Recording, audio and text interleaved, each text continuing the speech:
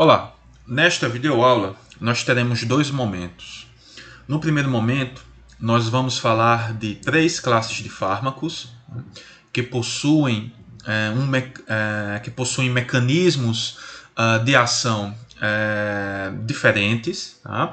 Mas que são utilizados com o mesmo objetivo, que é o de tratar, né, ou prevenir condições tromboembólicas. Tá? E esses fármacos também possuem, né, o mesmo tipo de reação adversa, que é, né, o maior risco de sangramentos. E na segunda parte da nossa aula, nós vamos falar dos fármacos que são utilizados no tratamento farmacológico da insuficiência cardíaca. Então, na primeira parte desta videoaula, nós vamos falar dos fármacos anticoagulantes, que atuam inibindo o processo de coagulação. Vamos falar dos antiplaquetários, né, também conhecidos como antiagregantes, que são fármacos utilizados devido à sua capacidade de impedir a formação do tampão plaquetário.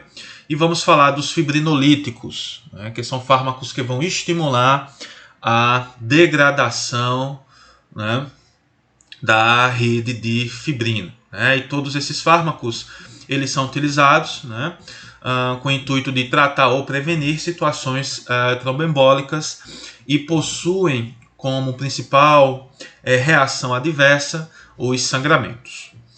Antes da gente falar, né, dos anticoagulantes, antiplaquetários ou fibrinolíticos, é importante a gente relembrar alguns conceitos gerais, né, sobre a hemostasia, né, para que então a gente consiga entender o motivo pelo qual tais fármacos são utilizados. Né? Então, vocês devem se lembrar que a hemostasia representa um conjunto de processos que tem como objetivo impedir a perda de sangue por um vaso lesado. Então, após a lesão de um vaso sanguíneo, nós observamos, num primeiro momento, uma vasoconstricção local, que pode, né, ser devido a um reflexo neurogênico ou à liberação de mediadores, né, como, por exemplo, a endotelina, que é liberada pelo endotélio lesado. Né? Então, a endotelina é capaz de atuar no músculo liso vascular, induzindo vasoconstricção. Temos também a serotonina, o tromboxano, que são liberados pelas plaquetas, né, que também podem possuir essa ação vasoconstrictora. A principal função da vasoconstricção é reduzir o fluxo sanguíneo local, reduzindo, portanto, a quantidade de sangue, né, que será perdida por esse vaso lesado. Só que imediatamente, logo em seguida, né, a gente tem o processo de adesão e agregação plaquetária neste local da lesão, formando, portanto, o tampão plaquetário, né, também conhecido como tampão hemostático primário. Tá? Este tampão ele é relativamente instável, né, e ele pode se descolar facilmente do local da lesão. Né? Só que em seguida, esse tampão plaquetário, né, a seguir, né, do tampão plaquetário, a gente tem a formação do coágulo, né, que é caracterizado pela formação de uma rede de fibrina, o que leva, portanto, à formação de um tampão hemostático, né, que chamamos de secundário, muito mais estável, né, fazendo com que então a gente, né, tenha uma parada da perda de sangue por esse vaso lesado. Tá? Então, a formação do tampão plaquetário ela é conhecida como hemostasia primária, né, enquanto que a formação do coágulo da rede de fibrina é conhecida como hemostasia secundária.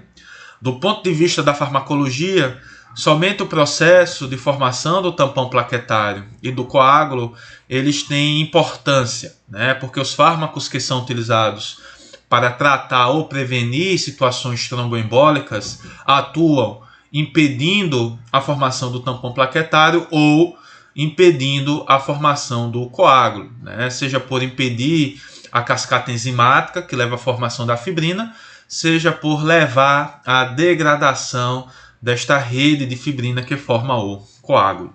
Tá? Então, nessa aula, a gente vai focar um pouquinho mais no processo de formação do tampão plaquetário e da formação e regulação do coágulo. Com relação à formação do tampão plaquetário, o primeiro processo de importância é a adesão da plaqueta ao local da lesão. E esta adesão se dá graças ao fator de von Willebrand. Então, o fator de von Willebrand, ele é liberado pelo endotélio lesado ou pelas plaquetas ativadas. E esse fator de von Willebrand, ele vai servir de ponte de ligação entre o colágeno, né, que é exposto na lesão vascular, tá, com o receptor, né, presente na plaqueta, conhecido como receptor de glicoproteína 1B, né, ou GP1B.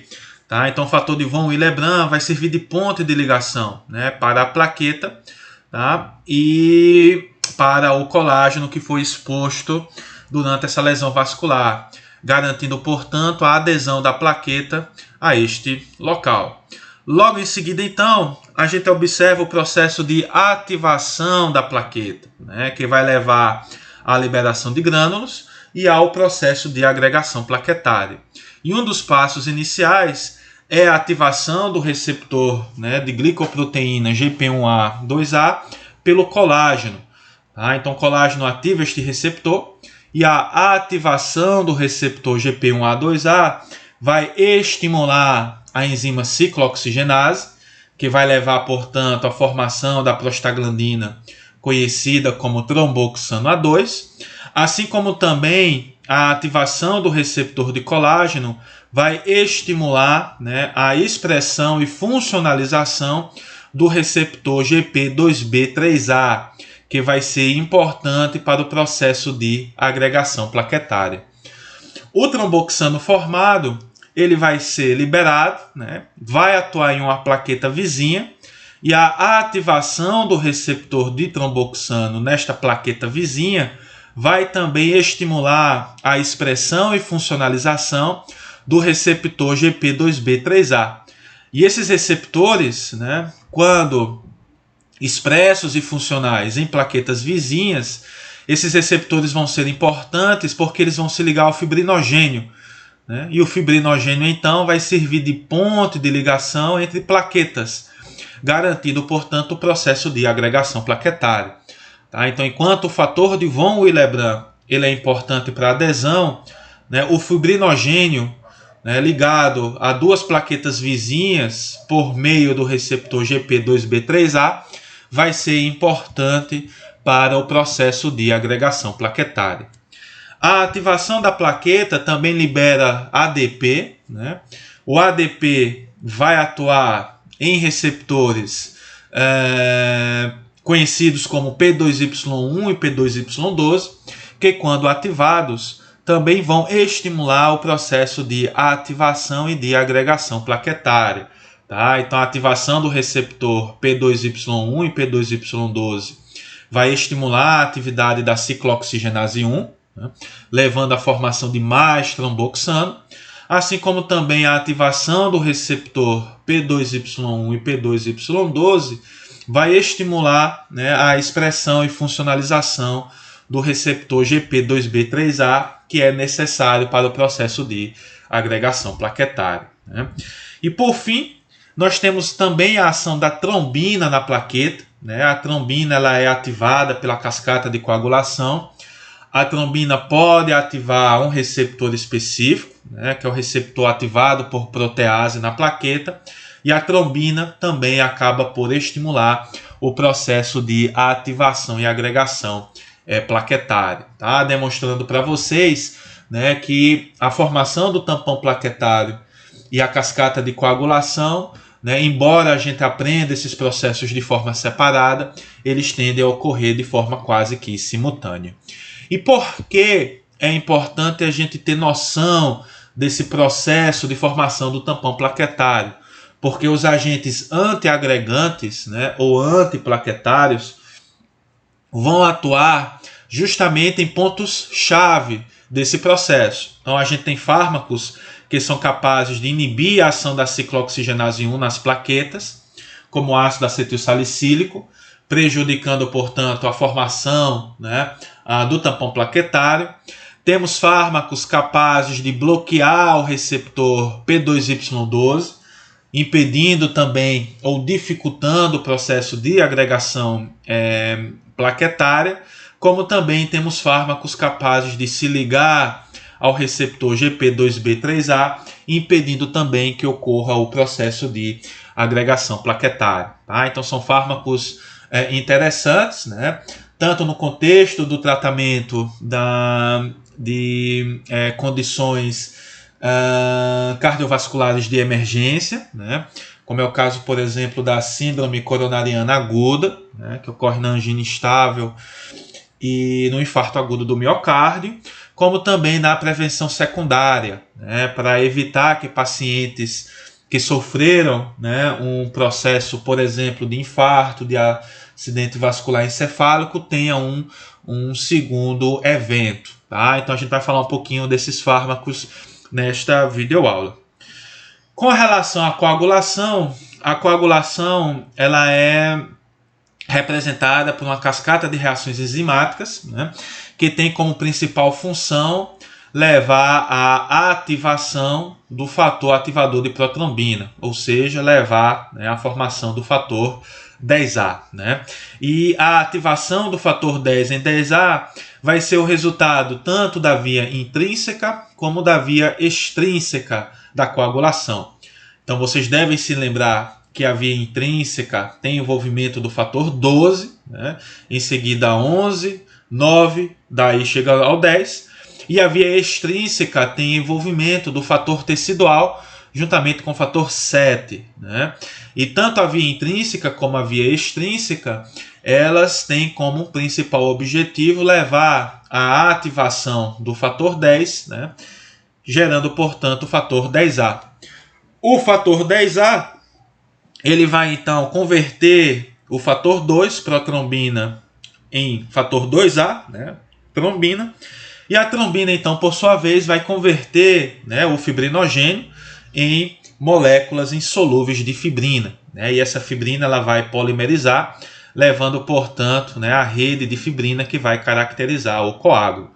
Então, nós temos alguns fármacos, né, anticoagulantes que vão atuar neste processo, né, impedindo a ativação do fator 10A ou 2A ou aumentando a inativação desses fatores. Tá? Então, por isso que é importante, dentro do contexto da cascata de coagulação, a gente conhecer pelo menos a via comum, né, que leva à ativação da trombina e à conversão do fibrinogênio em fibrina. Temos também importantes processos que estão relacionados ao controle da coagulação. Desses processos, nós vamos destacar apenas dois, né, porque vão ser eles que vão ter maior importância do ponto de vista farmacológico, né, porque nós vamos ter fármacos que vão, né, atuar nestes processos de regulação. E o primeiro processo de maior importância, né, para a nossa videoaula é a antitrombina 3. Né? Então, a antitrombina 3 é uma proteína produzida pelo fígado, né? É o nosso anticoagulante natural, e a antitrombina 3 ela funciona como substrato suicida para os fatores de coagulação, né? 9A, 11A, 10A e 2A. Né? Sem falar também que a antitrombina, ela, deixa eu escrever aqui, né? Ela é um substrato suicida, né, para os fatores 9, né, 9A, para o fator 10A, né, para o fator 11A, para o fator 12A. Né? Além de que também a antitrombina 3 funciona também como substrato suicida para a própria trombina. Tá? Só que do ponto de vista farmacológico, a gente vai notar que vai ser a ação da antitrombina sobre o fator 10A e 2A que vai ter maior relevância prática. Tá? Então, o que significa a antitrombina ser um substrato suicida? É porque os fatores de coagulação, em especial o fator 2A e 10A, eles vão reconhecer a antitrombina como substrato. Então esses fatores de coagulação ativados vão interagir com a antitrombina, só que o resultado dessa interação vai ser a formação de uma ligação covalente, né, que é uma ligação muito estável, que acaba fazendo com que, né, o fator 2A ou 10A da coagulação fique irreversivelmente bloqueado pela antitrombina.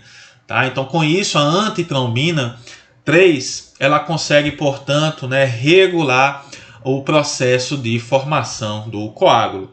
E a antitrombina 3 ela é importante para a gente porque um anticoagulante muito utilizado, né, que são as heparinas e os seus derivados, vão atuar neste processo. Né? A heparina ela funciona como um agente catalisador, né? E ela aumenta a velocidade na qual ocorre essa inibição. E este aumento ele pode ser de até 100 vezes. Tá? Então a heparina ela se liga à antitrombina, como a gente vai ver logo a seguir, acelerando, portanto, essa reação de inibição dos fatores 2A e 10A. Tá? Então isso aqui faz com que a heparina e os seus derivados possuam uma ação anticoagulante. Outro processo de importância, gente, é a formação da plasmina. Né? Então, a plasmina ela é importante porque ela vai dissolver o coágulo. Tá? E a formação da plasmina ela está diretamente relacionada com a liberação, né, do ativador do plasminogênio tecidual pelo endotélio intacto. Né?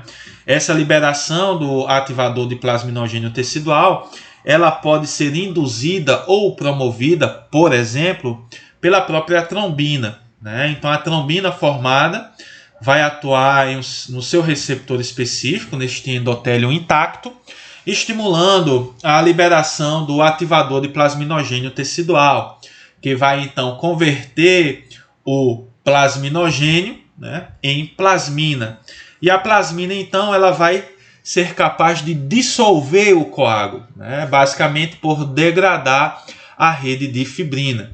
E do ponto de vista fisiológico, a ação da plasmina ela é importante porque ela vai manter, né, o coágulo no local onde ele é desejado, né, ou seja, no local onde ocorreu a lesão no vaso.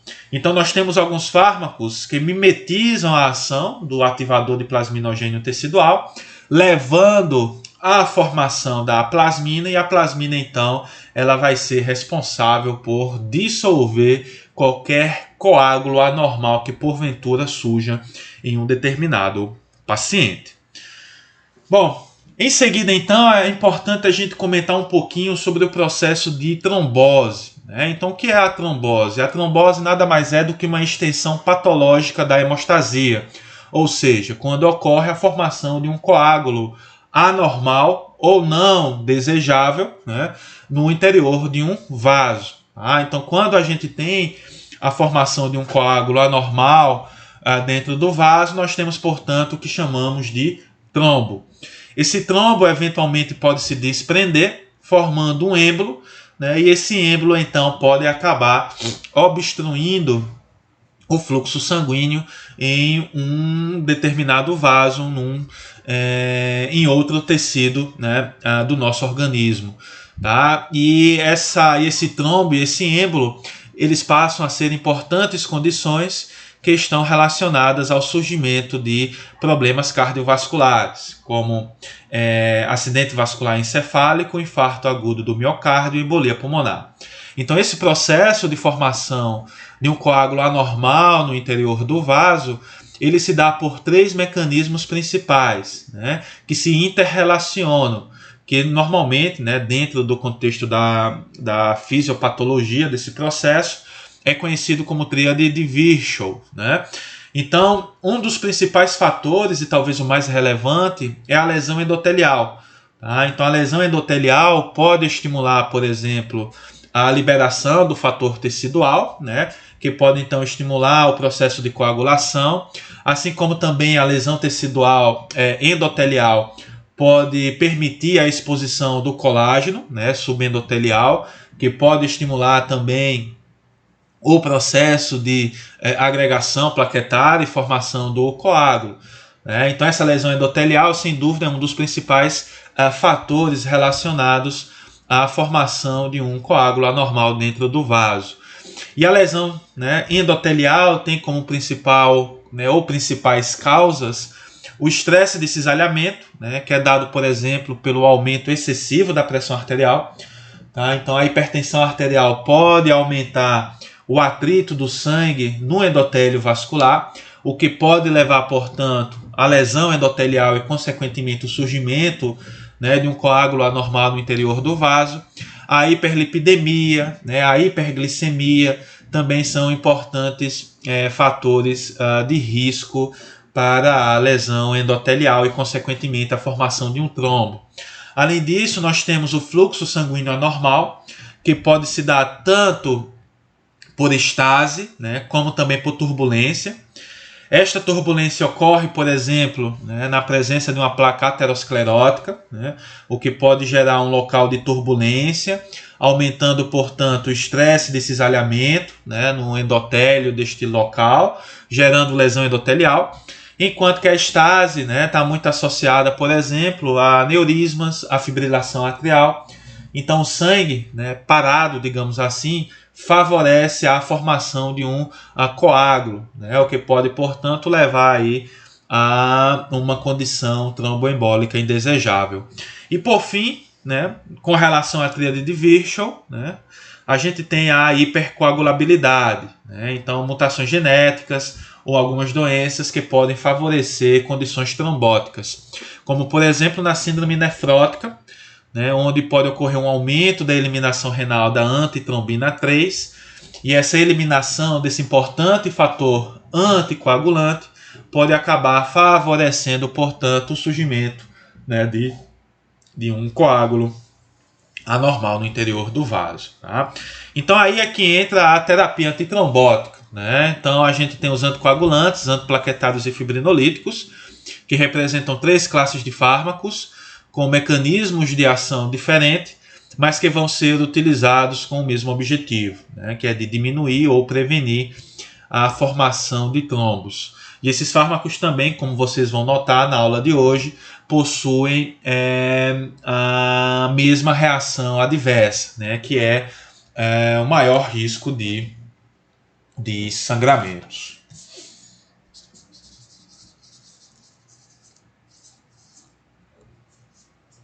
Bom, gente, com relação aos anticoagulantes, como já comentamos no início dessa aula, nós temos que os anticoagulantes são fármacos capazes de inibir a cascata de coagulação, Consequentemente, esses fármacos impedem a formação da trombina impedindo a formação da trombina e da fibrina. Então, consequentemente, a gente não vai ter a formação da rede de fibrina, da malha de fibrina, impedindo, portanto, a formação ou a progressão de um coágulo. Os anticoagulantes, eles são divididos em 2 grandes classes. Então, nós temos os anticoagulantes parenterais, que são utilizados por via intravenosa subcutânea, e os anticoagulantes orais. Dentro dos parenterais, nós temos a heparina e os seus derivados, e temos os inibidores de trombina. Tá? Entre esses dois, sem dúvida, a heparina e os seus derivados são os agentes mais empregados na prática. Então, são os fármacos que nós vamos dar maior enfoque nesta aula, no que diz respeito ao uso de anticoagulantes parenterais. Já os anticoagulantes orais, eles são compostos pelos antagonistas da vitamina K, cujo principal exemplo é a varfarina, e os inibidores de trombina e do fator 10A. Tá? Só que, novamente, os agentes mais importantes, mais utilizados, hoje em dia, são os antagonistas da vitamina K, caracterizados principalmente pela varfarina.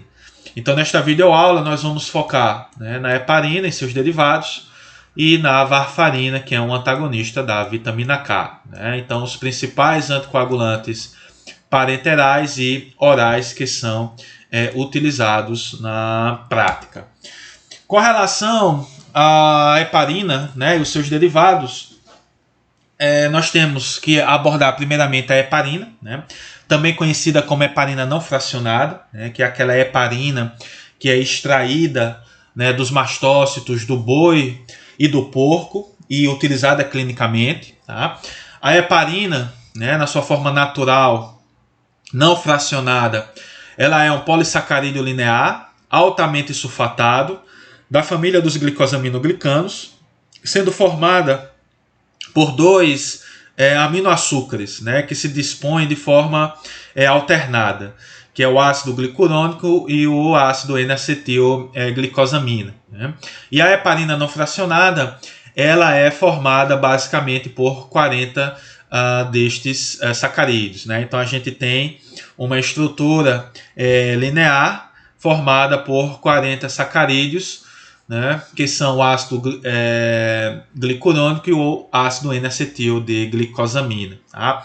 A heparina, né, não fracionada, ela é encontrada e produzida por mastócitos, né, que são células teciduais, né, do sistema leucocitário, né, e o mastócito tem como principal função, então, né, além da liberação de histamina, também produzir e liberar a heparina. Né? E nesta região, né, me perdoe, e dentro desta estrutura da heparina, nós vamos observar uma região que vai ter maior importância, que é uma região pentasacarídica, né, formada por 5 sacarídeos, onde nós vamos encontrar uma glicosamina sulfatada no oxigênio da posição 3. Né? E este resíduo de glicosamina, ele é importante porque ele que vai garantir a interação da heparina ao seu sítio de ligação no alvo farmacológico deste fármaco, né? Que é a antitrombina 3. Então é graças a essa região pentasacarídica que a heparina interage com a antitrombina 3, garantindo, portanto, né, o aumento, né, da taxa de inibição dos fatores 2A e 10A, né, induzido pela antitrombina 3. Tá? Vocês vão notar também que os derivados da heparina, né, que possuem baixo peso molecular, ou o fondaparinux, todos eles devem possuir obrigatoriamente esta região pentasacarídica, né, porque é ela que vai interagir com a antitrombina 3. Então aqui nós abordamos o mecanismo de ação da heparina, né? Então, como a gente já comentou, a heparina ela vai interagir com a antitrombina 3, tá? E quando a heparina interage com a antitrombina 3, ela promove uma mudança de conformação na antitrombina 3, né? Que facilita, portanto, a interação do fator 10A. Tá? Então, quando a heparina interage com a antitrombina 3, por si só esta interação ela vai ser responsável por aumentar a taxa pela qual ocorre a inibição do fator 10A. Né? Então, a heparina ela funciona como um agente catalisador desta reação, aumentando em até 100 vezes a velocidade na qual ocorre a inibição do fator 10A pela antitrombina 3. Tá? Então, somente o fato da heparina se ligar à antitrombina 3, né, é responsável por aumentar a taxa de inibição do fator 10A. Por outro lado, com relação ao fator 2A, né, a trombina, a heparina precisa se ligar tanto à antitrombina 3 como também à própria trombina. Né? A heparina ela precisa, digamos assim, abraçar a molécula de trombina para que então ocorra essa ação catalisadora do processo de inibição do fator 2A. Tá? Então, enquanto que para aumentar a taxa de inibição do fator 10A, a heparina precisa se ligar apenas à antitrombina 3, para aumentar a taxa de inibição da trombina, a heparina precisa se ligar tanto à antitrombina 3 como à própria trombina. Tá? Então isso aqui vai diferenciar o mecanismo de ação da heparina, né, não fracionada, dos seus derivados. Né? Os derivados de heparina são agentes, né, que tem um menor comprimento, né? Tem um menor tamanho, tá? Então é como se fosse, né, este comprimento.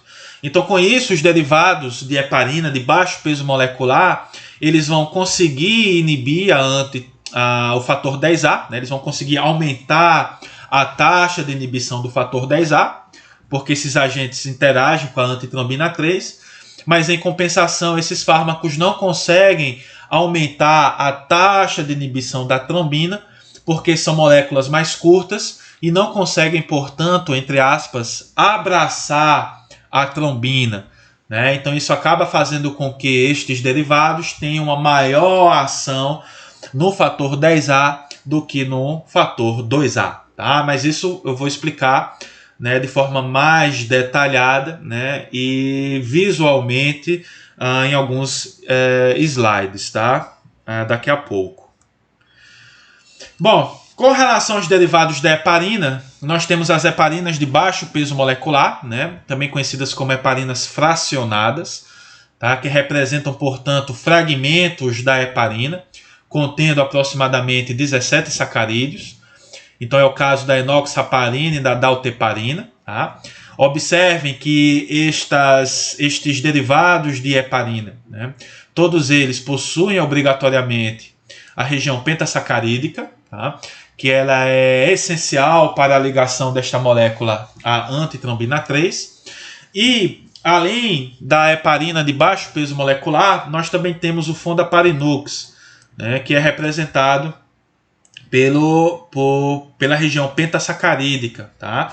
Então, o fondaparinux nada mais é, né, do que a região pentasacarídica, né, de origem sintética, que é capaz de se ligar à antitrombina 3. As principais diferenças da heparina não fracionada dos seus derivados, né, de baixo peso molecular ou o fondaparinux, essas diferenças estão relacionadas a questões farmacocinéticas e de segurança. Com relação à segurança, os derivados de heparina tendem a ser mais seguros, né, no que diz respeito ao risco de sangramento. Né? Então a heparina tem maior risco de produzir sangramento do que os seus derivados. E com relação à farmacocinética, os derivados de heparina tendem a ter uma maior meia-vida, né? O que reduz, né, as injeções diárias, né? No caso, por exemplo, de uma administração subcutânea. Além disso, as heparinas, né, de baixo peso molecular e o fondaparinux são eliminados por via renal, enquanto que a heparina ela é eliminada graças ao sistema retículo endotelial, né, ou seja, monócitos, macrófagos, células de Kupfer. Então, isso também pode ter relevância, principalmente no contexto de um paciente com insuficiência renal. Então, se a gente tem um paciente com insuficiência renal que precisa de uma terapia anticoagulante parenteral, deve-se dar escolha à heparina, né? Deve-se contraindicar os derivados, porque esses derivados são eliminados pelos rins. Então, na presença de insuficiência renal, os derivados de heparina podem se acumular na corrente sanguínea, aumentando o risco de sangramentos. Né? Então, são essas questões de farmacocinética e de segurança que passam a ter relevância, né, na escolha entre um derivado de heparina ou a heparina fracionada. Bom, com relação ao mecanismo de ação dos derivados de heparina, né, nós temos que as heparinas de baixo peso molecular, como a enoxaparina e a dalteparina, são agentes que conseguem aumentar a taxa de inibição do fator 10A, né? Porque para tanto é necessário apenas a interação desse fármaco com a antitrombina 3. No entanto, os derivados de heparina de baixo peso molecular vão possuir uma menor ação no que diz respeito à trombina, né? Porque são moléculas de menor comprimento, logo elas não conseguem, né, entre aspas, abraçar ou interagir de forma satisfatória com a trombina para aumentar, né, a sua taxa de inibição exercida pela antitrombina 3. Tá? Então as heparinas de baixo peso molecular vão ter uma ação muito mais considerável, né, em aumentar a taxa de inibição do fator 10A em comparação com a trombina. Por outro lado, o fondaparinux vai exercer uma ação essencialmente sobre o fator 10A. Então, o fondaparinux, né, é um pentasacarídeo, né, bem curtinho. Então, ele interage apenas com a antitrombina 3, né, aumentando a taxa de inibição do fator 10A, sem, no entanto, exercer qualquer tipo de ação sobre a taxa de inibição da trombina. Tá? Então, isso é o que vai diferenciar a heparina dos seus derivados do ponto de vista do mecanismo de ação. Né? A heparina inibe tanto o fator 10A como o fator 2A, né? Ou melhor, aumenta a taxa de inibição do fator 10A e 2A, né, exercido pela antitrombina, enquanto que os seus derivados vão ter uma maior ação, né, para aumentar a taxa de inibição do fator 10A. Com relação à farmacocinética, nós temos alguns pontos que merecem destaque. Né? Então, a heparina e seus derivados são administrados por via parenteral, né, que pode ser tanto via intravenosa como via subcutânea. A meia-vida dos derivados, né, ela é superior à da heparina, como já comentamos. Com relação à eliminação, a heparina ela é degradada pelo sistema retículo endotelial, enquanto que os derivados são excretados pelos rins. Né? Então, isso passa a ser importante, porque em caso de insuficiência renal, deve-se dar preferência ao uso da heparina, né, em comparação ao uso dos seus derivados. Outro ponto interessante no que diz respeito à farmacocinética destes agentes é que esses fármacos não ultrapassam a barreira placentária. Logo, eles são seguros no tratamento, né, anticoagulante durante a gravidez. Tá? Então, se a gente tem uma mulher grávida que necessita de uma terapia anticoagulante, as heparinas tendem a ser mais importantes em comparação, por exemplo, aos anticoagulantes orais, como a varfarina. Com relação à toxicidade e eventos adversos, né, como comentamos, o sangramento é a reação adversa mais importante. Tá? Então, 1 a 5% dos pacientes tratados com heparina podem sofrer de sangramento. Se este sangramento for muito intenso e que leve a um risco, né, de morte ao paciente, pode-se utilizar como antídoto a protamina. Né? A protamina é uma proteína extraída do sêmen do salmão. Né? É uma proteína carregada positivamente que consegue interagir, né, com a heparina, inativando-a. Né? Então, a protamina ela pode ser utilizada eventualmente como antídoto em casos de sangramentos graves causados pela heparina. Tá? Com relação ao risco de sangramento, ele é menor para as heparinas de baixo peso molecular e para o fondaparinux. A protamina ela tem uma menor ação, né, como antídoto para sangramentos causados pela heparina, por heparinas de baixo peso molecular, e ela é basicamente ineficaz contra os sangramentos exercidos pelo fondaparinux. Tá? Então, a protamina, de forma prática, ela é recomendada para tratar sangramentos graves, né, induzidos pela heparina. Para as heparinas de baixo peso molecular, a sua ação ela é reduzida, né? Ela tem menor impacto, mas também pode ser utilizada nesses casos. E para o fondaparinux, né, sangramentos causados pelo fondaparinux, a protamina não é ineficaz, né, não vai exercer qualquer tipo de ação. Né, e outras medidas devem ser adotadas, como, por exemplo, a administração do fator 7A ativado. Né, é um fator, portanto, que vai estimular o processo de coagulação. Outra reação adversa, né, bastante importante para a heparina é a trombocitopenia. Então, a heparina ela pode interagir com o fator plaquetário 4, e esse complexo heparina-fator plaquetário 4 pode ser imunogênico, né, por assim dizer, estimulando a formação de anticorpos. E estes anticorpos podem interagir, né, com a heparina e o fator plaquetário 4 na superfície da plaqueta, levando, portanto, à destruição da plaqueta, reduzindo, portanto, a contagem, né, de plaquetas e favorecendo, portanto, sangramentos. Né?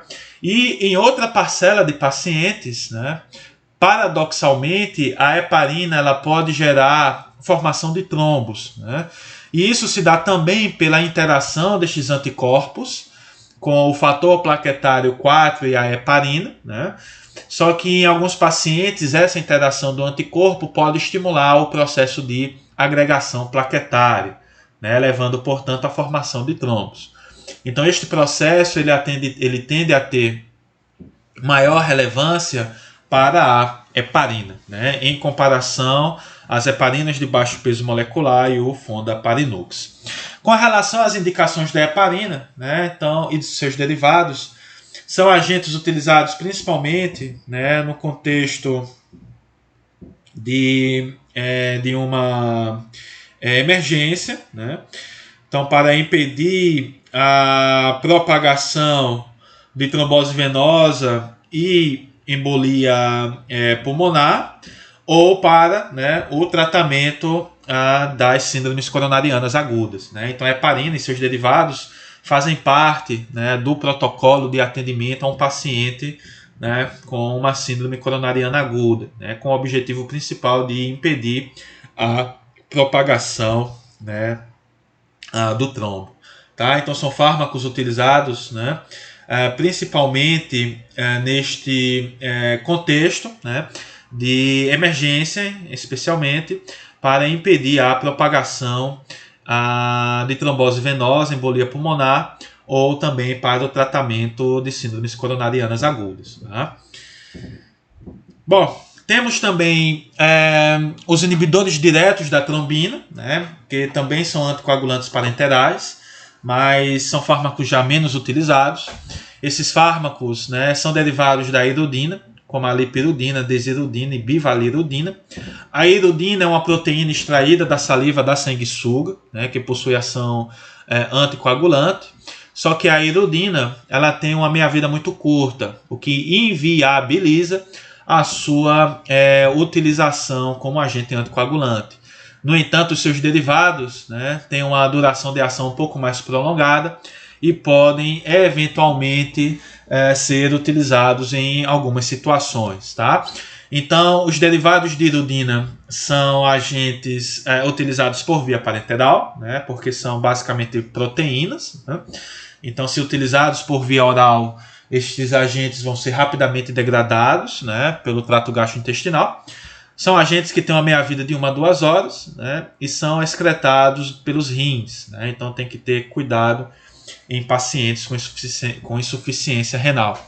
E as principais indicações na prevenção de trombose venosa, né, prevenção de trombos durante a cirurgia de angioplastia coronariana, tratamento de trombose em pacientes com trombocitopenia heparina. Né? Então, se a gente tem um paciente que porventura desenvolve aquela condição de trombocitopenia, né, a heparina, e esse paciente precisa fazer uso de um anticoagulante, os derivados de iridina podem ser uma escolha neste tipo especial de paciente.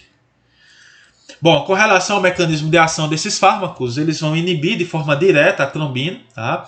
De forma irreversível, com exceção da bivalirudina. Tá? Então esses agentes eles interagem tanto, né, com o sítio de reconhecimento ao fibrinogênio, como também ao sítio catalítico, tá? Impedindo, portanto, a ação da trombina em converter o fibrinogênio em fibrina. Então, consequentemente, a gente acaba impedindo, né, a formação da malha de fibrina, consequentemente, portanto, impedindo a progressão, né, ou o surgimento de um trombo. Tá? Então, esse é o mecanismo de ação desses fármacos. Bom, em seguida, nós temos os anticoagulantes orais, né, que são representados principalmente pelos antagonistas da vitamina K, né, que são os mais importantes. E dentre os antagonistas de vitamina K, o fármaco mais utilizado é a varfarina, né? Que é, sem dúvida, o antagonista da vitamina K mais empregado quando a gente necessita da utilização de um anticoagulante oral. Além da varfarina, a gente tem a fimprocumona e o acenocumarol. né? Todos esses fármacos são derivados da 4-hidroxicumarina, mas, novamente, sem dúvida, a varfarina é o agente de maior importância, tá? E como a varfarina ela vai produzir os seus efeitos? Então, para a gente entender, né, o mecanismo de ação que justifica o uso da varfarina como anticoagulante, a gente primeiro tem que entender, tá, que alguns fatores de coagulação, como o fator 2, 7, 9 e 10, quando são produzidos pelo fígado, eles são produzidos em um estado não funcional, né? E para que estes fatores consigam participar do processo de coagulação, eles devem passar por uma reação enzimática de funcionalização que é catalisada pela enzima gama-glutamil carboxilase.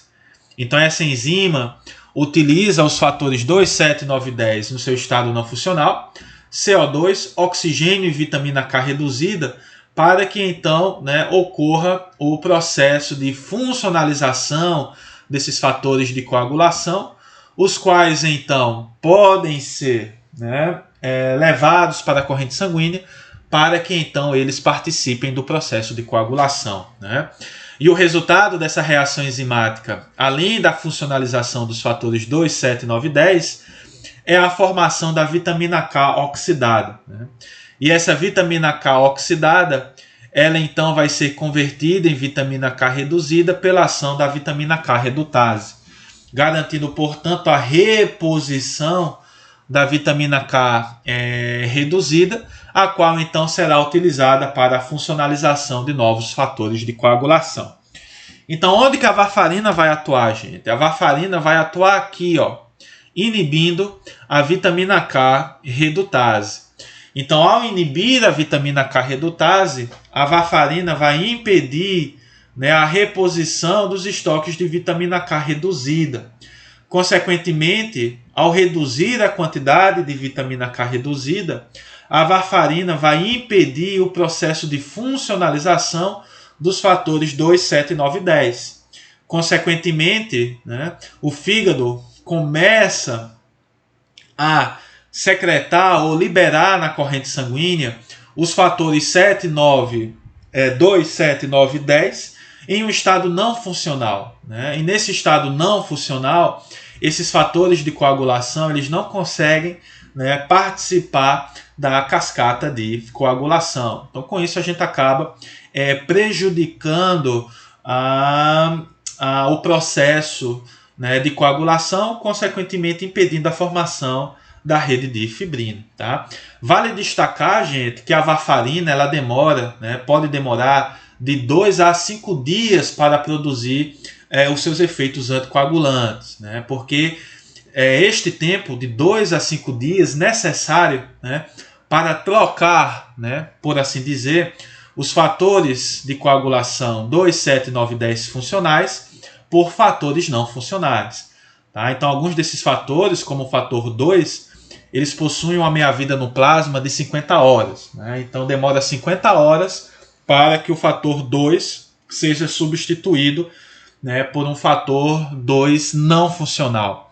Tá? Então, isso acaba justificando, né, o porquê da varfarina, né, ter uma demora, né, para que a gente consiga observar as suas ações anticoagulantes. E isso se dá novamente por conta, né, do tempo necessário para que haja a troca entre um fator não funcional, a troca de um fator funcional, né, por um fator não funcional. Bom, com relação à farmacocinética, né, nós temos alguns pontos de interesse, né? Então, a varfarina e os antagonistas, né, e os outros antagonistas de vitamina K são administrados por via oral, né? Estes fármacos na corrente sanguínea se ligam quase que completamente à albumina. Então, isso passa a ser importante, principalmente do ponto de vista de interações medicamentosas, né? Então, por exemplo, um paciente que faz uso de um anti-inflamatório não esteroide juntamente com a varfarina tem maior risco de desenvolver sangramentos, né? Porque os anti-inflamatórios não esteroides vão deslocar a varfarina do seu sítio de ligação na albumina, aumentando, portanto, a quantidade de varfarina livre no sangue, consequentemente podendo potencializar suas ações anticoagulantes. Tá? Então é muito importante que qualquer paciente em uso de varfarina, né, a gente conheça muito bem quais são os outros fármacos que esse paciente porventura possa utilizar para evitar qualquer tipo de reação adversa que possa tanto levar ao risco de sangramentos, como também possa prejudicar a ação terapêutica deste agente anticoagulante. Tá? Também temos alguns casos onde pode ocorrer depressão proteica, né, como por exemplo na desnutrição, né, onde ocorre redução dos níveis de albumina, né, no sangue, e isso também pode aumentar a quantidade de varfarina livre, aumentando, portanto, o risco de sangramentos. A meia-vida desses fármacos gira em torno de 10 a 40 horas, né? O início de efeito se dá entre 2 a 5 dias, como já comentado, né? Isso se dá pelo tempo necessário para que haja a troca de um fator de coagulação funcional por um não funcional. E a varfarina, né?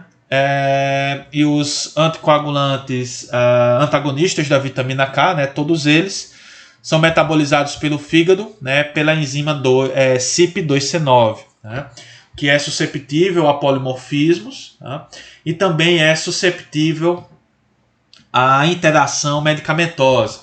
Então, alguns fármacos podem inibir a CYP2C9, enquanto que outros podem induzir esta enzima, né? O que pode, então, alterar a eficácia e a segurança do tratamento com varfarina, né? Então, é importante, novamente, a gente conhecer, né, todos os fármacos que são utilizados num paciente em uso de varfarina para evitar qualquer tipo de reação adversa que possa prejudicar tanto do ponto de vista da efetividade como também do ponto de vista da segurança o tratamento anticoagulante neste paciente.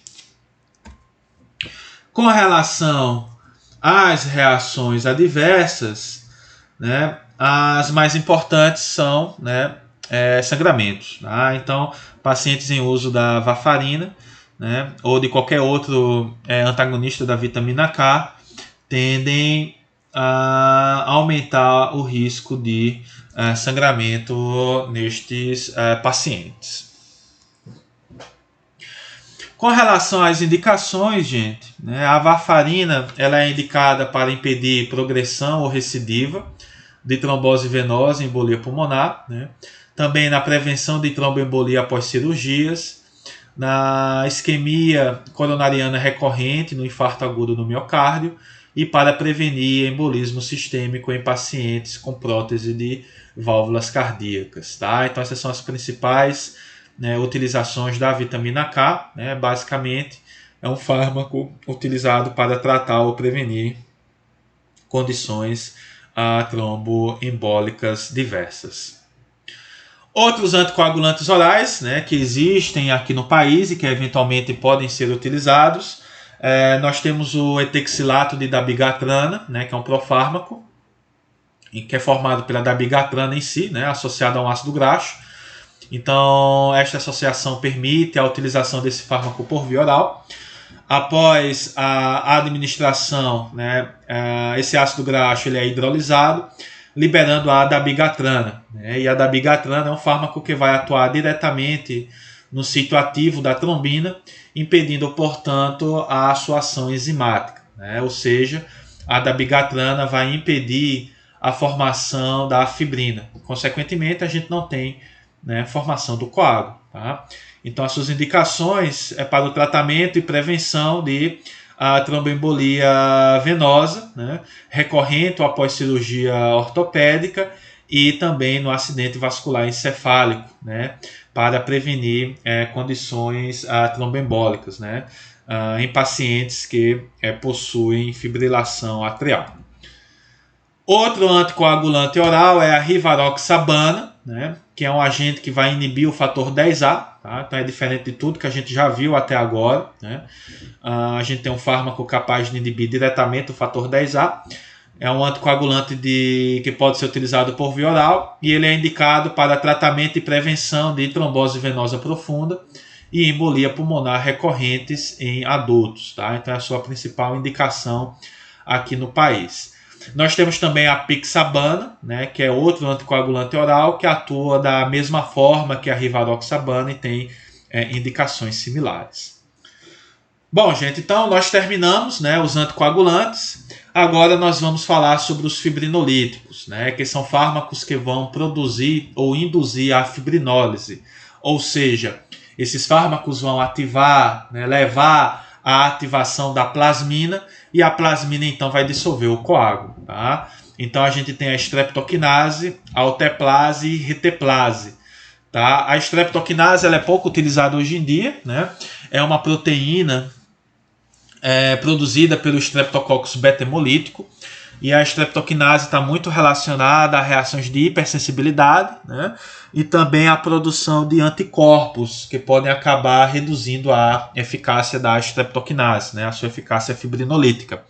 Já o alteplase é o ativador de plasminogênio tecidual recombinante, né? Produzido pela tecnologia de DNA recombinante. Enquanto que o reteplase é uma variação do alteplase, né, com maior meia-vida. Então, hoje em dia, o alteplase e o reteplase tendem a ser os agentes preferidos quando é necessária a utilização de um agente fibrinolítico. Então, o mecanismo de ação desses fármacos é bastante simples. Tá? Então, basicamente, esses fármacos vão levar à conversão, né, do plasminogênio em plasmina, e a plasmina, então, ela vai dissolver o coágulo. Tá? Então, com isso, esses agentes funcionam, né, como fármacos fibrinolíticos. Com relação à sua farmacocinética, são fármacos administrados por via intravenosa, né, por se tratarem de proteínas. Né? A meia-vida varia entre esses agentes. Né? Então, a streptokinase tem uma meia-vida curta, de 40 minutos, alteplase 10 minutos e reteplase 20 minutos. E tem como principal toxicidade, né, maior risco de sangramentos e acidente vascular hemorrágico. E são fármacos indicados principalmente, né, para o tratamento imediato, né, do infarto agudo do miocárdio, embolia pulmonar aguda e acidente vascular cerebral isquêmico agudo. Tá? Então são situações onde o coágulo foi formado, né, onde o coágulo, ou melhor dizendo, o trombo, está impedindo o fluxo sanguíneo, né, de forma considerável no coração ou no sistema nervoso central. Então, os fibrinolíticos vão ser interessantes para dissolver, portanto, esse coágulo anormal no interior do vaso. Com relação aos antiplaquetários, nós temos fármacos que atuam de 3 formas principais. Né? Então, a gente tem o ácido acetilsalicílico, né, o AS, que atua inibindo de forma irreversível a ciclooxigenase 1. Nós temos os antagonistas do receptor P2Y12, né, como a ticlopidina, clopidogrel, prasugrel e o ticagrelol. E temos os inibidores do receptor GP2B3A, como a abciximab e a eptifibatida. Então, todos esses fármacos, né, eles são utilizados principalmente, né, no contexto de uma situação de emergência, né, como por exemplo no caso de um infarto agudo, de um acidente vascular encefálico, né, para prevenir a progressão, né, do trombo, do coágulo anormal, como também são fármacos bastante utilizados para a prevenção secundária, né, que é aquele paciente que já teve um infarto, já teve um acidente vascular encefálico. Então, com o intuito de prevenir o surgimento de um segundo episódio, né, pode-se utilizar alguns desses agentes antiplaquetários. Tá? Então, a gente vai falar agora um pouquinho sobre cada um deles. Começando a abordar o ácido acetilsalicílico. Né? Então, o ácido acetilsalicílico em baixas doses, né, 100 mg por dia, é um fármaco bastante interessante, porque ele vai, nessa dosagem, ser capaz de bloquear de forma seletiva a ciclooxigenase 1, né, presente nas plaquetas, tá? Impedindo, portanto, a formação do tromboxano A2, né? E o mais interessante é que o ácido acetilsalicílico bloqueia de forma irreversível esta enzima. Tá? E este bloqueio ele vai perdurar durante toda a meia-vida da plaqueta, né? Que gira em torno de 7 a 10 dias. Né? Lembrando que a plaqueta ela não tem capacidade de produzir proteínas, então uma vez que a ciclooxigenase é inibida de forma irreversível nesta célula, tá? Isso acaba impedindo de forma permanente a formação do tromboxano A2. No entanto, vale destacar que o uso prolongado, né, de altas doses do ácido acetilsalicílico aumenta o risco de sangramentos, né? O que acabou justificando a retirada deste fármaco na prevenção primária, né? Então, na época que eu fazia a graduação, a gente falava do ácido acetilsalicílico na prevenção primária de um infarto ou de um acidente vascular encefálico, né? Então, pacientes com alto risco cardiovascular faziam uso do ácido acetilsalicílico para prevenir estas condições. No entanto, estudos demonstraram que neste tipo de paciente, o risco de problemas gastrointestinais ou de sangramentos eram muito maiores do que os benefícios de prevenir um acidente vascular encefálico ou um infarto agudo do miocárdio. É dizer, né, que o paciente tinha maior chance de ter um sangramento, né, do que desenvolver, né, um infarto do miocárdio. Né? Então, a relação risco-benefício não justificava, né, o uso do ácido acetilsalicílico na prevenção primária. Por outro lado, né, o ácido acetilsalicílico ainda é um importante agente utilizado na prevenção secundária. Né? Então, na prevenção secundária, né, os benefícios deste fármaco de prevenir um infarto ou um AVE futuro, esse benefício ele supera o risco de problemas gastrointestinais ou risco de sangramento. Tá? Então, né, segundo as diretrizes americanas, né, e aqui também no país, o AS deve ser indicado somente para a prevenção secundária. Bom, no caso dos inibidores irreversíveis do receptor P2Y12, né, a gente tem a ticlopidina, clopidogrel e prasugrel. Então, esses fármacos são antagonistas, né, que se ligam de forma irreversível ao receptor P2Y12. Então, com isso, né, após ocorrer essa inibição irreversível, a gente vai observar nesta plaqueta um aumento dos níveis de AMP cíclico, aumentando os níveis de pKa, e na plaqueta essa via de sinalização inibe o processo de ativação e de agregação plaquetária. Né? Lembrando que o receptor P2Y12 é um receptor acoplado à proteína G inibitória, tá? Então a redução dos níveis de AMP cíclico favorecem o processo de agregação.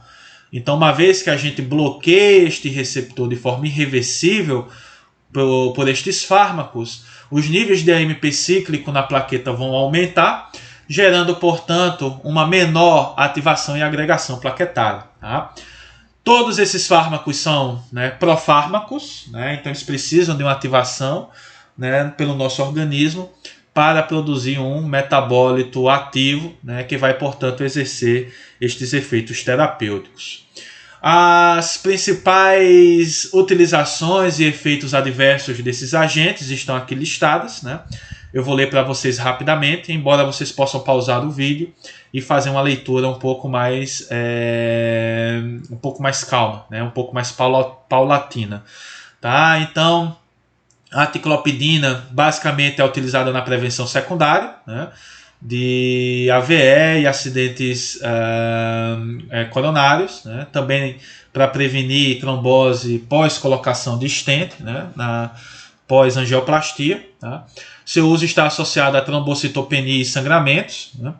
O clopidogrel, né, também para prevenção secundária de AVE e infarto agudo do miocárdio. Reações adversas, né, indigestão, dor abdominal, diarreia e sangramentos. E o prasugrel, né, que tem a ação principal para prevenir acidente vascular encefálico e infarto agudo do miocárdio nas síndromes coronarianas agudas, né, no caso principalmente da angina instável. Né, impedir, portanto, a evolução da angina instável para um infarto agudo do miocárdio. E tem como principal reação adversa risco de sangramentos. Temos também um agente mais jovem, né, que é o ticagrelor, que ele é um antagonista reversível, né, do receptor P2Y12. A sua principal vantagem em comparação aos bloqueadores irreversíveis é que é um fármaco de rápido início de ação, e da mesma forma também, uma vez, né, que a gente para de administrar o ticagrelor, a função plaquetária ela pode voltar ao normal. Tá? Então é um agente que também vai, ao bloquear o receptor P2Y12, aumentar os níveis de AMP cíclico na plaqueta, o que vai inibir a ativação plaquetária e o processo de agregação. Então também é utilizado para prevenir eventos cardiovasculares caracterizados por trombose em pacientes que tiveram infarto agudo do miocárdio ou angina estável, né? Então também é um fármaco utilizado para prevenção secundária. Outros agentes antiplaquetários, né? A gente tem o abciximab, né? É um profármaco. Ele é caracterizado por fragmentos, né, de anticorpo Fab. Tá? Então vocês devem se lembrar que o anticorpo ele é formado por duas regiões, né? A região Fab, que é essa daqui, né? E a região FC, né? Que é essa região aqui de baixo. Tá? Então, o abciximab são fragmentos dessa região, tá? Que se ligam ao receptor GP2B3A, impedindo, portanto, o processo de agregação plaquetária. Tá? Então é um fármaco utilizado, né, para evitar a formação de trombos na angioplastia, né, na colocação de stent, tá? E tem como principal reação adversa sangramentos. Tá? Então, a principal desvantagem do abciximab, né, que é um fármaco que necessita de administração por via intravenosa. Já a eptifibatida atua da mesma forma que o abciximab, né, ele também atua impedindo, né, a função do receptor GP2B3A, impedindo, portanto, o processo de agregação plaquetária. Tá? Só que ele é um peptídeo cíclico, né? Ele é utilizado na síndrome coronariana aguda e também na angioplastia coronariana, né, para prevenir a progressão ou surgimento de um coágulo anormal, de um trombo, e tem como principal reação adversa sangramentos. Então, gente, essa foi a bibliografia recomendada, né, utilizada, né, para a preparação desta aula. Quem quiser, né, pode obter estes livros para uma leitura mais detalhada e aprofundada sobre o tema. Aqui nós temos também um estudo dirigido, que pode ser utilizado, né, para direcionar o estudo de vocês sobre esta temática. Né? Lembrando que o enfoque, obviamente, sempre vai estar relacionado a mecanismos de ação, efeitos farmacológicos e reações adversas. Bom, vamos entrar agora na segunda parte da nossa aula, né, na nossa videoaula, onde nós vamos abordar o tratamento farmacológico da insuficiência cardíaca. Né? Então, a insuficiência cardíaca é uma condição onde o coração ele perde a capacidade de ejetar sangue de forma satisfatória para o nosso organismo. Né? Então, com isso, o sangue ele pode acabar ficando retido no sistema venoso, levando também aos sintomas congestivos, né? Como edema pulmonar e edema de membros inferiores. Né? E essa incapacidade do coração de ejetar sangue de forma satisfatória, ela pode ser ocasionada tanto por uma disfunção sistólica, né, que é quando o coração ele perde a força de contração, como também pode ser causada por uma disfunção diastólica, né, quando o coração ele não consegue, né, se encher, né, de sangue de forma satisfatória para ejetar esse sangue para a corrente sanguínea. Né? Então a gente vai ter um problema principalmente no relaxamento do ventrículo, né, principalmente do ventrículo, impedindo, portanto, né, a correta ejeção de sangue para o organismo. Bom, gente, então, por definição, a insuficiência cardíaca ela é uma síndrome clínica, né, uma síndrome clínica complexa, né, e progressiva, onde ocorre alteração na capacidade de enchimento, né, no coração, que a gente chama de disfunção diastólica, ou de ejeção, né, a disfunção sistólica, principalmente do ventrículo esquerdo, né? Então, desta forma, o coração ele fica incapaz de bombear sangue de maneira satisfatória para os tecidos, levando, portanto, aos sinais e sintomas desta doença, né? Então, com essa redução do débito cardíaco, o paciente vai se apresentar cansado, né? O paciente vai apresentar taquicardia, tá? O sangue vai se acumular no sistema venoso, né? Levando, portanto, a edema pulmonar, a edema de membros inferiores. É uma doença que acomete principalmente idosos, né? Está relacionada a 20% das internações hospitalares devido a problemas circulatórios, né? Quando ocorre a descompensação dessa insuficiência cardíaca, né? Que é conhecida como insuficiência cardíaca congestiva descompensada, e a mortalidade nos pacientes mais graves gira em torno de 10 a 15%. Né? E a principal causa da insuficiência cardíaca é a causada por cardiopatia isquêmica, né? Onde a gente tem as placas, né, ateroscleróticas como um dos principais fatores. Né? Temos também a insuficiência cardíaca causada por hipertensão, né?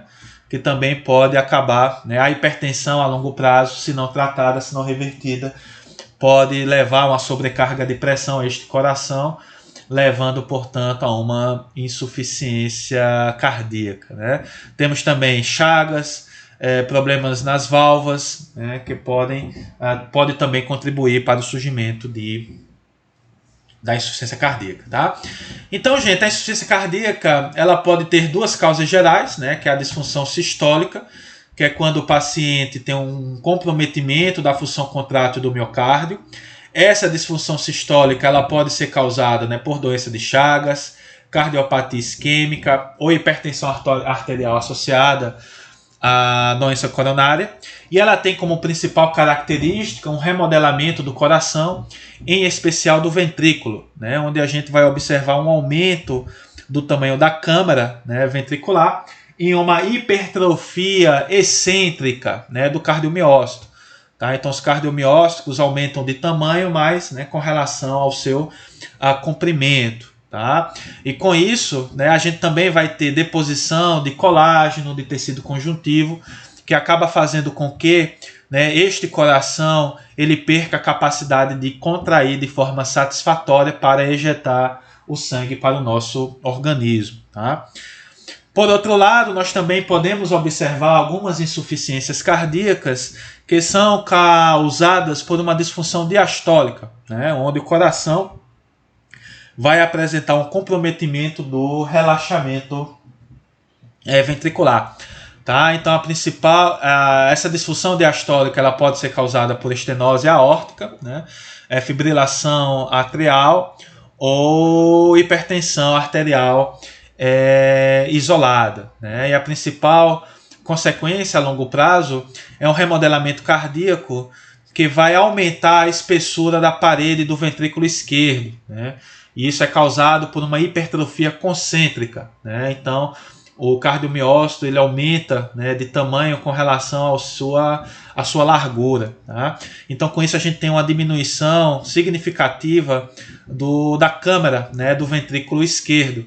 Então, com isso, o coração, né, o ventrículo esquerdo se enche com a menor quantidade de sangue e ele acaba também ejetando uma menor quantidade de sangue para a corrente para o organismo, né? Gerando, portanto, uma redução do débito cardíaco. Bom, e como que ocorrem essas insuficiências cardíacas? Né? Então, o início se dá por alguma agressão ao coração, né? Que pode se dar por doença isquêmica, hipertensão arterial, chagas, valvopatias, né? Drogas como álcool, né? Como cocaína. Tá? Então, no primeiro momento, essa agressão vai gerar uma disfunção miocárdica, né? Fazendo com que ocorra uma redução do débito cardíaco. Tá? Então, no primeiro momento, essa redução do débito cardíaco ela é rapidamente contrabalanceada, né, pela ativação do sistema nervoso autônomo simpático e pela ativação do sistema renina-angiotensina-aldosterona. Então, a ativação desses mecanismos compensatórios, eles vão, né, no caso do sistema nervoso autônomo simpático, aumentar a força e frequência e pré-carga, tá? E no caso do sistema renina-angiotensina-aldosterona, aumenta a pré-carga e também a pós-carga, né? E esse aumento da frequência cardíaca e da pré-carga, no primeiro momento, é capaz de elevar o débito cardíaco, compensando, portanto, essa disfunção miocárdica ocasionada por estas agressões, tá? Então, no primeiro momento, o paciente pode se apresentar pouco sintomático, né? Porque esses mecanismos compensatórios relacionados ao sistema nervoso autônomo simpático e ao sistema renina-angiotensina-aldosterona conseguem compensar esta agressão. Só que, com a persistência dessa agressão, né, essa ativação do sistema nervoso autônomo simpático e do sistema renina-angiotensina-aldosterona, né, de forma exagerada e de forma prolongada, pode levar a um importante remodelamento cardíaco, tá? Então, o excesso de noradrenalina e de angiotensina 2 e da aldosterona pode levar à morte dos miócitos, tá? O que pode reduzir a massa, né, de cardiomiócito para produzir contração, tá? Pode causar rigidez do ventrículo esquerdo, né, por deposição de colágeno, pode gerar a hipertrofia excêntrica ou concêntrica, e essas alterações, né, morfológicas no coração vai acabar levando a uma redução da contratilidade ou do enchimento, né, levando, portanto, a uma dificuldade deste coração de ejetar sangue de forma satisfatória para o nosso organismo, ou seja, leva à insuficiência cardíaca. E para piorar, né, esse aumento do sistema nervoso autônomo simpático e do sistema renina-angiotensina-aldosterona continua a aumentar a pré-carga e a pós-carga. Tá? Então imagina, o coração está com dificuldade de ejetar sangue e mesmo assim chega uma maior quantidade de sangue a este coração, né, uma maior pré-carga, e é mais difícil de ejetar esse sangue, né, por conta do aumento da pós-carga. Tá? Então isso pode acabar gerando um caso de descompensação, né, onde o paciente vai apresentar taquicardia, cansaço, edema pulmonar, edema de membros inferiores, o que pode acabar levando, né, um quadro de insuficiência cardíaca congestiva descompensada, o que vai justificar a internação desse paciente para melhorar, portanto, essa função cardíaca, né? Basicamente por reduzir pré-carga, pós-carga e tentar aumentar, né, a efetividade do coração para ejetar sangue de forma satisfatória para o nosso organismo, né? Então, gente, os principais sinais e sintomas da insuficiência cardíaca, né, é a taquicardia, falta de ar, né, cansaço, edema de pulmão, estase jugular e edema, né, que são causadas pelos sintomas congestivos associados a esta condição, tá? Com relação ao tratamento, gente, na aula de hoje a gente vai focar principalmente no tratamento da insuficiência cardíaca direcionada àquela condição que está associada à disfunção sistólica, né? Que é quando o coração do paciente ele perde capacidade contrátil, tá? Então, os fármacos eles são utilizados principalmente com o intuito de reduzir pré-carga, né, de produzir um efeito anti-remodelamento, reduzir a pós-carga ou aumentar a contratilidade, né? Lembrando que no paciente com disfunção sistólica, ele pode apresentar uma perda da capacidade contrátil do coração. E o principal objetivo, né, do tratamento da insuficiência cardíaca é diminuir os sintomas e reduzir as hospitalizações, né, associadas à descompensação e, consequentemente, melhorar a qualidade de vida e a sobrevida desses pacientes. Tá? Então, os fármacos, né, que eu vou falar agora, as suas indicações, né, e os seus mecanismos de ação estão relacionados principalmente à utilização destes fármacos para o tratamento da insuficiência cardíaca com disfunção sistólica. Tá? Para o tratamento da disfunção diastólica, né, os diuréticos, antagonistas do receptor de aldosterona, inibidores da ECA, antagonistas beta podem ser utilizados.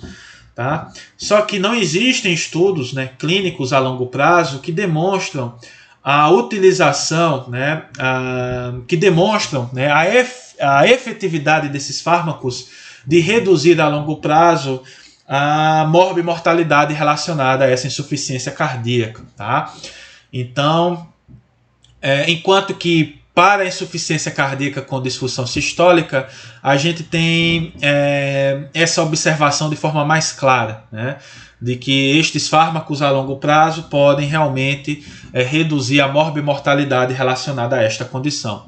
Então, por isso que nesta videoaula eu vou focar na utilização desses fármacos para o tratamento da insuficiência cardíaca, tá? Principalmente com disfunção sistólica, certo? Que é aquela condição, né, onde o coração ele perde a capacidade de contrair de forma satisfatória e que tem como principal característica morfológica, né, o aumento do tamanho da câmara do ventrículo esquerdo, né, que é causada por uma hipertrofia excêntrica, né, do cardiomiócito. Né? Então, o cardiomiócito ele aumenta em comprimento, né, e não em espessura.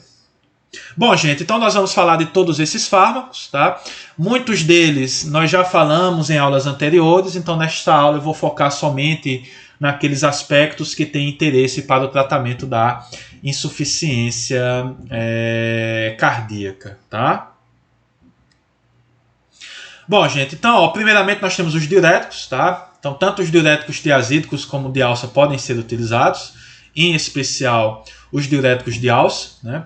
Então, só relembrando, esses fármacos vão atuar no rim, mais especificamente no néfron, aumentando a excreção de sódio e de água, né? E esse aumento da excreção de sódio e de água, ele é capaz de reduzir o volume intravascular, reduzindo, portanto, a pré-carga. Tá?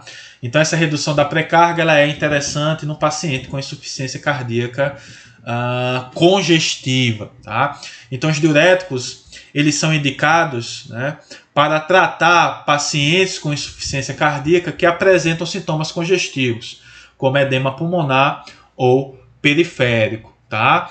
Não são indicados, né, para o tratamento da insuficiência cardíaca em pacientes assintomáticos, porque estudos demonstram que a longo prazo esses fármacos não estão associados à redução da mortalidade à insuficiência cardíaca. Tá?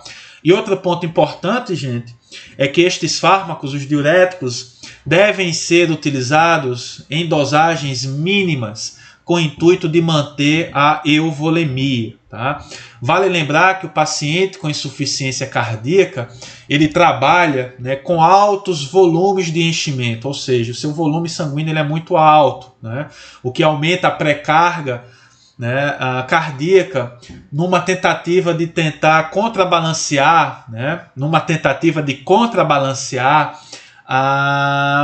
a redução do débito cardíaco. Tá? Então esses fármacos eles são utilizados para reduzir essa pré-carga, né, para valores considerados normais, né, para então facilitar o trabalho deste coração, né, para facilitar a ejeção do sangue. Tá? Então isso é importante porque altas doses desses fármacos podem acabar reduzindo ainda mais o débito cardíaco, né, por uma redução exagerada da pré-carga. Então isso é contraproducente. Né? Então é importante sempre utilizar baixas dosagens com o intuito de, né, trazer o volume sanguíneo para valores normais, facilitando, portanto, o trabalho cardíaco. Com relação, né, ao seu uso, né, como a gente comentou, em especial a furosemida é o agente mais interessante. Então ela deve ser utilizada em pacientes, né, com sintomas congestivos, né, que apresentam sintomas congestivos. Então, neste contexto, o indicado é furosemida 40 mg de 1 a 2 vezes ao dia. Tá? A hidroclorotiazida ela pode ser associada à furosemida em pacientes refratários. Né? Então, por algum motivo, né, o paciente não conseguiu responder muito bem à furosemida, o que pode ser ocasionado por aquele freio diurético, né, que a gente comentou numa aula passada. Então, pode se associar a hidroclorotiazida a este tratamento. E no paciente descompensado que chega ao hospital, né, com sintomas congestivos, pode-se utilizar a furosemida, né, por via parenteral, né, tanto injeção em bolos, né, em bolos de 40 mg, como infusão constante 10 mg por hora. Tá? Então, né, a grande lição que a gente tem que ter dos diuréticos é que esses fármacos devem ser utilizados somente em pacientes com insuficiência cardíaca apresentando sintomas congestivos, tá? E que devem ser utilizados, né, nas dosagens mínimas necessárias para manter, né, um volume sanguíneo adequado para o funcionamento do coração neste quadro de insuficiência cardíaca. Temos também os antagonistas dos receptores de aldosterona, né, em especial a espironolactona, né, que é um fármaco utilizado no contexto da hipertensão ou no tratamento de edemas devido à sua capacidade de poupar potássio. No entanto, no tratamento da insuficiência cardíaca, a espironolactona é um fármaco muito importante, tá? Porque estudos demonstram, né, que este fármaco ele é capaz de reduzir a mortalidade relacionada à insuficiência cardíaca em até 30%. Tá? No caso da insuficiência cardíaca com disfunção sistólica. Tá? Então isso acaba fazendo com que a aldosterona faça parte da terapia tríplice, né, do paciente com insuficiência cardíaca e com alterações estruturais no coração, apresentando sintomas. Tá? Então, neste tipo de paciente, né, que eu vou colocar paciente com insuficiência cardíaca, tá, que já apresenta alterações estruturais no coração e sintomas, o recomendado é utilizar, né, antagonistas do receptor de aldosterona, como espironolactona, tá, que eu vou colocar como EP, beta-bloqueador e fármacos que atuam no sistema renina-angiotensina-aldosterona, né, que podem ser tanto os inibidores da ECA, como também os bloqueadores do receptor de angiotensina. Tá? É o que a gente chama de terapia tripla. Né? Então, a associação desses fármacos tendem a reduzir sobremaneira, né, a mortalidade ou morbimortalidade relacionada à insuficiência cardíaca. Tá?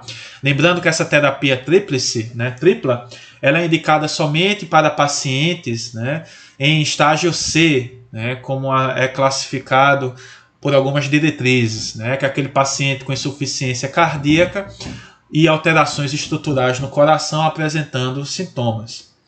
Então, gente, a espironolactona passa a ser então um fármaco bastante importante, né, no tratamento da insuficiência cardíaca. Tá? Ela é bem tolerado, muito embora ele possa causar ginecomastia e hipercalemia em uma proporção significativa de pacientes. Tá? Essa hiperpotassemia, né, ou hipercalemia, ela é bastante importante, gente.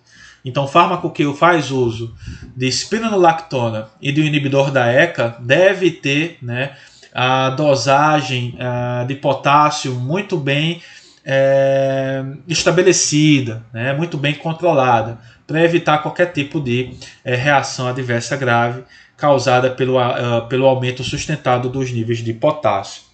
Esqueci de falar, mas a eplerenona, né, é outro antagonista dos receptores de aldosterona. Tá? Ainda não está disponível no Brasil, né, até minha última consulta, mas eventualmente, talvez no futuro, esse fármaco venha a ser comercializado aqui no país. Né? E o que justifica, gente, o uso dos antagonistas dos receptores de aldosterona no tratamento da insuficiência cardíaca? Né? Que neste paciente, a ativação excessiva do sistema renina-angiotensina-aldosterona eleva os níveis deste hormônio em até 20 vezes. E este aumento dos níveis de aldosterona contribuem, né, para o aumento da pré-carga, contribuem para a deposição de colágeno no miocárdio, né, o que contribui para o remodelamento cardíaco, e também contribui para o aumento da ativação simpática, né, o que leva a aumento da frequência cardíaca, aumento da pós-carga, né, então tudo isso acaba, né, dificultando o trabalho cardíaco. Então, ao bloquear a ação da aldosterona, né, a gente reduz pré-carga, reduz a ativação do sistema nervoso autônomo simpático e reduz o remodelamento cardíaco. Tá? Então, a longo prazo, isso passa a ter um efeito bastante benéfico no tratamento da insuficiência cardíaca congestiva. Os vasodilatadores também são uma opção, né, para o tratamento da insuficiência cardíaca. Tá? Então, nitroprussiato, nitroglicerina, dinitrato de isosorbida e hidralazina podem ser eventualmente utilizados. Tá? No caso do nitroprussiato e da nitroglicerina, são utilizados principalmente na insuficiência cardíaca descompensada. Tá? Então, lá no hospital, né, a utilização do nitroprussiato e da nitroglicerina reduz pré-carga e pós-carga, o que ajuda, né, o que facilita o trabalho cardíaco neste paciente com insuficiência cardíaca. Né? Já a associação do dinitrato de isosorbida e hidralazina tem sido associada a uma redução de 34% na mortalidade relacionada à insuficiência cardíaca, principalmente em pacientes negros. Então, essa associação, eventualmente, ela pode ser considerada em alguns pacientes, por exemplo, né, que são intolerantes ao uso dos inibidores da ECA ou dos antagonistas do receptor de angiotensina. Tá? Então, é uma mistura, né? É uma associação que tem particular importância no tratamento da insuficiência cardíaca atualmente.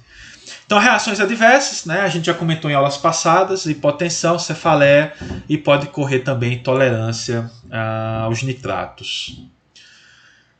Os inibidores da enzima conversora de angiotensina, sem dúvida, são dos fármacos mais importantes, né, para o tratamento da insuficiência cardíaca, e ela deve ser, né, considerada em basicamente todos os pacientes, desde aqueles, né, com alto risco de insuficiência cardíaca ou com, né, com uma insuficiência cardíaca sem alteração estrutural significativa no coração. Tá? Então, são fármacos que a longo prazo reduzem morbimortalidade cardiovascular, com importantes efeitos na pré-carga, pós-carga e no remodelamento cardíaco. Tá? Então, são fármacos que, quando utilizados, devem ser utilizados sempre na menor dose possível, tá? E essa dose deve ser titulada até alcançar o objetivo terapêutico. Né? Não deve utilizar esses fármacos em altas doses de início, porque podem causar hipotensão, né? O que pode levar o que pode também contribuir, né, para uma redução muito drástica do débito cardíaco, podendo até mesmo levar, né, uma piora do quadro do paciente. Tá? Então, em geral, é importante começar, né, com esses fármacos com doses mais baixas e ir titulando até alcançar o objetivo terapêutico. Tá? Então, indicado para todos os pacientes, salvo contraindicações, tá? Possuem benefícios na evolução dos pacientes com insuficiência cardíaca congestiva e tem como principal reação adversa, sem dúvida, a tosse seca, né? O que pode limitar o seu uso em alguns pacientes. Tá? Então, o que justifica? Então, nós podemos ter, né, a angiotensina 2 no paciente com insuficiência cardíaca congestiva, né, existe em grande quantidade, né, causando vasoconstricção, remodelamento cardíaco e retenção de sódio e de água, né, por conta da aldosterona. Então, uma vez que a gente bloqueia esta enzima, nós reduzimos os níveis de angiotensina 2, consequentemente a gente reduz pré-carga, pós-carga e também reduz o remodelamento cardíaco. Né? Então, isso a curto e a longo prazo é bastante interessante para o paciente com insuficiência cardíaca. Da mesma forma, os antagonistas do receptor de angiotensina 1, né, como losartana, candesartana, ibezartana e valsartana. Então, são agentes que reduzem morbimortalidade, né, de forma muito similar aos inibidores da ECA. Tá? São mais seguros aos inibidores da ECA porque não causam tosse e são fármacos de escolha quando a gente necessita substituir os inibidores da ECA por conta, por exemplo, de tosse seca. Né? E o que justifica o uso desses fármacos é que eles vão bloquear o receptor de angiotensina. Né? Então, lá no vaso, isso reduz pós-carga. Lá no coração, isso reduz o remodelamento cardíaco. E lá na adrenal, né, esses fármacos reduzem a liberação de aldosterona reduzindo, portanto, a retenção de sódio de água e, consequentemente, a pré-carga. Bom, outra classe de fármacos de interesse, né, são os antagonistas dos receptores beta-1. Né? Então, no tratamento da insuficiência cardíaca, os agentes recomendados são o carvedilol, o nebivolol, o bisoprolol e o metoprolol. Tá? Então, são fármacos que devem ser utilizados em baixas concentrações, né, em baixas doses. E o que justifica a utilização dos antagonistas beta, né, na insuficiência cardíaca é que eles vão proteger o coração do estresse adrenérgico, né, da ativação excessiva do sistema nervoso autônomo simpático. Então são fármacos que podem ser associados com os inibidores da ECA com o intuito de aumentar a sobrevida do paciente, né, por proteger o coração deste paciente desse estresse adrenérgico. Tá? Então, eles vão atuar principalmente aqui no coração. Né? Então, ao evitar o estresse adrenérgico, né, a ativação excessiva dos receptores beta no coração, esses fármacos, né, reduzem a morte de cardiomiócitos, evitam ou retardam o remodelamento cardíaco e também reduzem taquiarritmias, né, que são que é uma condição bastante comum no paciente com insuficiência cardíaca. Além disso, lá nos rins, o bloqueio do receptor beta-1 reduz a liberação de renina, né, reduzindo a angiotensina 2 e a aldosterona, né, o que também, né, é um efeito interessante para o tratamento da insuficiência cardíaca. Tá? Outro fármaco, gente, bastante utilizado no tratamento da insuficiência cardíaca são os agentes inotrópicos, que são capazes de aumentar a força de contração. Tá? E o principal exemplo é a digoxina. Né?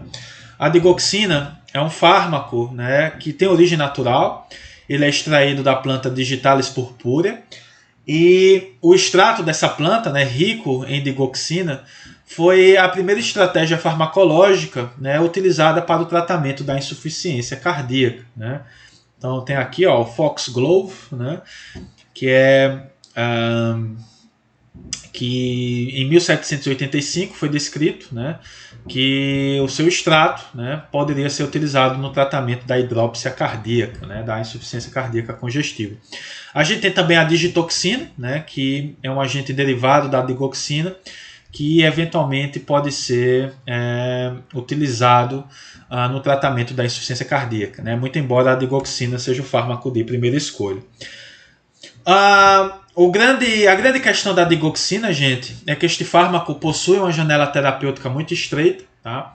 Então, a dose terapêutica é muito próxima da dose tóxica, né? O que pode fazer com que a terapia dos pacientes com digoxina seja um pouco mais complicada. Tá?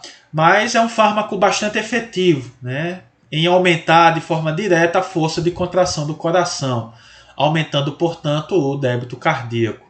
E outro efeito interessante da digoxina é que este fármaco aumenta o tônus vagal no coração, né, o que acaba reduzindo, o que pode acabar contribuindo para a redução da frequência cardíaca, né, o que é interessante num paciente com insuficiência cardíaca. Tá?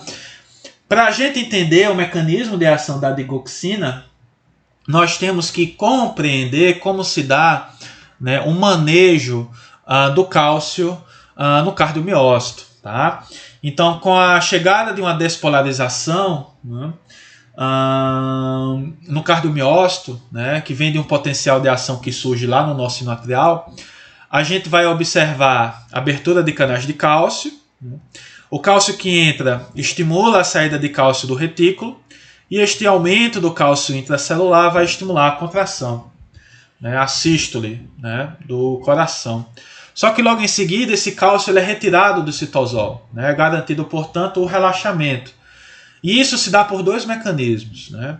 O primeiro deles é um trocador de sódio-cálcio, né, que vai aproveitar o gradiente eletroquímico do sódio, tá, que tende a entrar na célula para expulsar o cálcio.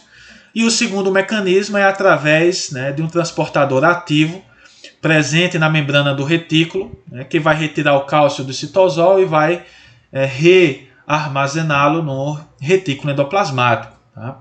E onde que a digoxina vai atuar, gente? A digoxina vai inibir a bomba de sódio e potássio. E ao inibir a bomba de sódio e potássio, ó, a gente vai acabar aumentando a quantidade de sódio, né, no citoplasma, né, visto que a bomba de sódio e potássio foi inibida. Com isso, a gente perde o drive, né, que era responsável pela troca do sódio pelo cálcio. Tá? Então, o sódio, como ele aumenta aqui no meio intracelular, né, ele não vai conseguir entrar, consequentemente, a gente não consegue observar a saída do cálcio. Então, esse cálcio que não sai da célula, ele se acumula no citosol e ele acaba sendo armazenado em maior quantidade no retículo. Tá? Então, com a chegada de um novo potencial de ação, ó, o cálcio vai estimular a saída de uma maior quantidade de cálcio, aumentando, portanto, a força de contração. Tá? Então, a gente, né, no fim das contas, a gente vai observar que a digoxina vai aumentar a quantidade de cálcio armazenado no retículo e com a chegada de um potencial de ação, mais cálcio vai ser liberado para o citosol, aumentando, portanto, o inotropismo cardíaco, né? Ou seja, a força de contração. Outro ponto, gente, que merece destaque é que a digoxina ela se liga, né, na bomba de sódio e potássio no mesmo local que o potássio, tá? Competindo por ele. Então, qualquer alteração nos níveis de potássio pode acabar alterando a taxa de ligação da digoxina. Tá? Então, por exemplo, situações onde ocorre redução dos níveis de potássio no sangue, como que ocorre, por exemplo, com o uso dos diuréticos tiazídicos e os diuréticos de alça, essa redução do potássio pode favorecer a ligação da digoxina, o que pode, portanto, aumentar a ação da digoxina no coração, o que pode gerar, então, importantes efeitos tóxicos, como, por exemplo, arritmias, tá, que podem variar desde fibrilação ventricular até bloqueio atrioventricular, que pode, portanto, levar até mesmo à morte do paciente. Tá? Então, aqui nós temos os principais sintomas da toxicidade à digoxina. Né? Então, o paciente ele começa a apresentar náuseas, vômitos, anorexia, distúrbios visuais, agitação, convulsões. Tá? No coração, pode começar com uma taquicardia ventricular, que pode evoluir para uma fibrilação, e podemos também até mesmo observar bloqueio atrioventricular. Tá? Então, isso pode ser uma condição bastante preocupante e que deve ser evitada. Tá? Então, o paciente que faz uso de digoxina e de um diurético deve ter uma dosagem de potássio, né, regular, né, com o intuito de evitar qualquer, né, problema mais grave. Tá? O tratamento da intoxicação se dá por regularização do potássio, lidocaína para evitar, né, arritmias, e hoje em dia nós já temos um anticorpo contra a digoxina, né, que pode ser utilizado para evitar, né, a interação deste fármaco com o seu alvo farmacológico. Temos também outros agentes inotrópicos, né, que são utilizados principalmente no contexto da emergência, né, que é a dobutamina, que é um agonista seletivo do receptor beta-1. Né? Então, ela é utilizada na insuficiência cardíaca grave, tá? Com intensa disfunção sistólica. Então, esse fármaco vai ativar o receptor beta-1 no coração, tá? Estimulando uma via de sinalização que vai aumentar a força de contração e, consequentemente, né, o volume sistólico. E temos também a milrinona, né, que é um inibidor da fosfodiesterase. Tá? E lá no coração, ao inibir a fosfodiesterase, esse fármaco vai aumentar os níveis de AMP cíclico, estimulando também o aumento da força de contração. Então, isso também vai ser capaz de aumentar o volume sistólico, melhorando, portanto, o débito cardíaco neste paciente. E é um fármaco também indicado somente, né, em situações mais graves, tá? Da insuficiência cardíaca descompensada. Então é isso, gente. Tá? Aqui está o estudo dirigido. Qualquer dúvida é só escrever lá no fórum do SIGA ou me mandar e-mail.